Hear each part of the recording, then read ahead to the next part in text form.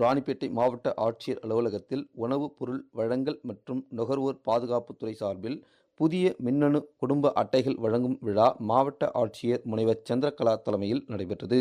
700 பேருக்கு புதிய மின்னணு குடும்ப அட்டைகளை வழங்கினார். கடந்த 5 வருடத்தில் மட்டும் ராணிப்பேட்டை மாவட்டத்தில் 35,000த்திற்கும் மேற்பட்ட மின்னணு குடும்ப அட்டைகள் வழங்கப்பட்டுள்ளதாக தெரிவித்தார். அதேபோல் சிரமமின்றி பொதுமக்கள் ரேஷன் பொருட்களை வாங்க பகுதி நேர ரேஷன் கடைகள், புதிய ரேஷன் கடைகள் திறக்கப்பட்டு மக்கள் பயன்பாட்டுக்காக கொண்டு வந்துள்ளதாக தெரிவித்தார். முன்னதாக கால்நடை பராமரிப்புத்துறை சார்பில் மாநில தீவன அபிவிருத்தி திட்டம் 2025-26 ஆண்டின் மின்சார மூலம் இயங்கும் புல் நறுக்கும் இயந்திரங்களை 11 லட்சம் மதிப்பீட்டில் மானியத்தில் 50 விவசாயிகளுக்கு இப்பொழுது ராணிப்பேட்டையில் செயல்பட்டு வரும் இந்தியன் கால்நடை நோய் தடுப்பு மையத்தில் தயாரிக்கப்படும் மருந்துகள் குறித்து இந்த நிகழ்ச்சியில் துறை சார்ந்த அலுவலர்கள், விவசாயிகள், பொதுமக்கள் என ஏராளமானோர் கலந்து கொண்டனர். ராணிப்பேட்டை மாவட்டம் Walajapet state bank of India கிளை சார்பில் வாலாஜாபேட்டை அம்மூர் சாலையில் உள்ள தனியார் திருமண மண்டபத்தில் விவசாயி பெருவிழாவின் விழிப்புணர்வு வார விழாவில் தேசிய விவசாயிகள் தினமாக ஒவ்வொரு விவசாயியும் நாட்டின் பெருமை என்ற திட்டத்தின் மூலம் உயர்ந்த விவசாயி வளர்ந்த இந்தியாவாக மாற்றிடும் வகையில் விவசாயிகளை கொண்டாடும் நிகழ்ச்சி நடைபெற்றது. இந்நிகழ்ச்சியில் சிறப்பு அழைப்பாளராக கலந்து கொண்ட SBI வங்கியின் துணை பொது மேலாளர் பெனுதர் பாரி பேசியதாவது: ஸ்டேட் பேங்க் ஆப் இந்தியா மூலம் அன்னதாதா உற்சவம் என்பதை நாடு முழுவதும் கொண்டாடி வருகிறோம். இது விவசாயிகளை அங்கீகரித்து ஆதரித்து வலுவூட்டும் ஒரு தேசிய முயற்சியாகும். விக்ஷத் பாரத் 2047 என்ற இந்தியாவின் கனவை நோக்கி நகரும் இந்த காலகட்டத்தில் விவசாயிகள் பங்கு மிக முக்கியமானது.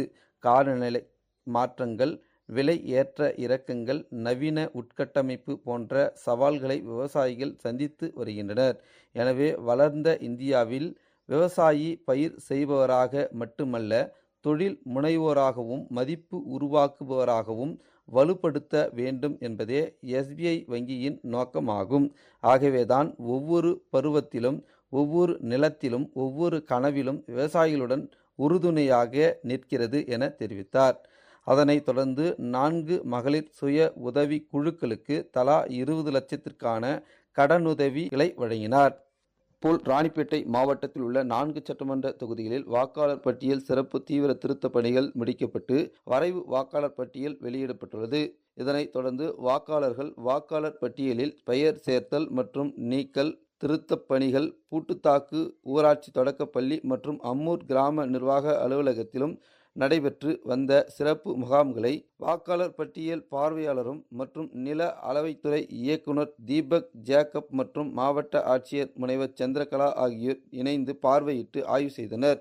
அப்பொழுது விண்ணப்பங்கள் வரப்பெற்ற விவரங்களை கேட்டறிந்தனர். மேலும் வாக்குச்சாவடி நிலை அலுவலரிடம் ஏற்கனவே நடைபெற்ற சிறப்பு முகாம்களில் வரப்பெற்ற விவரங்கள் மற்றும் பொதுமக்கள் எந்த மாதிரியான கோரிக்கைகளுடன் வருகிறார்கள் என கேட்டறிந்தார்கள்.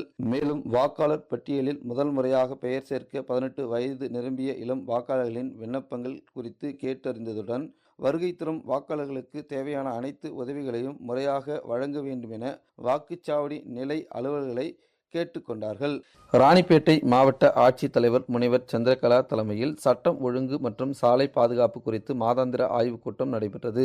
இக்கூட்டத்தில் சட்டம் ஒழுங்கு பிரச்சினைகள் ஏற்படும் நிகழ்வுகள் குறித்து விவாதிக்கப்பட்டது.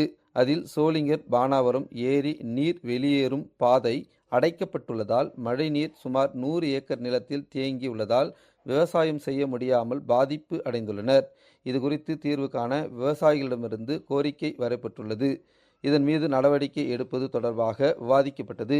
தேசிய நெடுஞ்சாலைத்துறை நீர் செல்லும் வழித்தடம் கால்வாய் அமைக்கும் பணிகள் குறித்து விவாதிக்கப்பட்டது.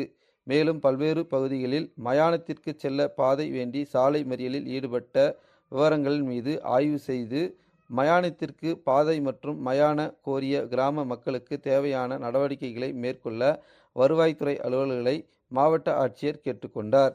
இதனைத் தொடர்ந்து தேசிய நெடுஞ்சாலை தென்னந்தியாலம் முதல் ரத்னகிரி வரையில் அணுகு சாலை அமைக்க கூட்டத்தில் ஏற்கனவே தெரிவிக்கப்பட்டது. தற்பொழுது இதற்கென டெண்டர் விடப்பட்டு ஒப்பந்ததாரர் இறுதி செய்யப்படும் நிலையில் உள்ளது என தெரிவித்தனர்.